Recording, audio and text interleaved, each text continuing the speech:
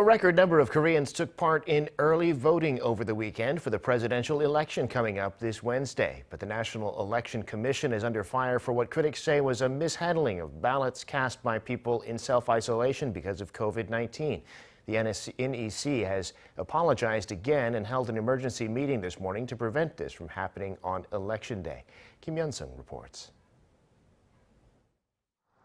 A third apology coming from the National Election Commission over Saturday's voting mishap.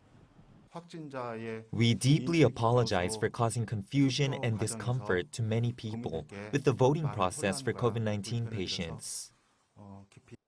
Last Saturday, during early voting, COVID-19 patients and those in isolation could cast their votes between 5 p.m. and 6 p.m. But many who voted during this time frame complained of long lines and of COVID-19 voters and regular voters not being properly separated. But the main problem was with ballot boxes. Ballots of COVID-19 voters were seemingly thrown into bags or plastic containers, rather than using the official ballot boxes.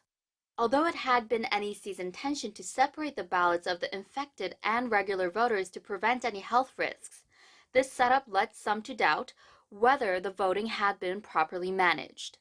To make sure that there isn't a repeat of this misstep on Election Day, the NEC on Monday morning held an emergency meeting.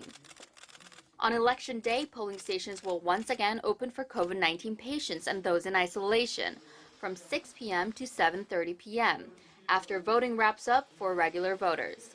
Ahead of this last chance to vote, the NEC had made several tweaks to the process during Monday's meeting.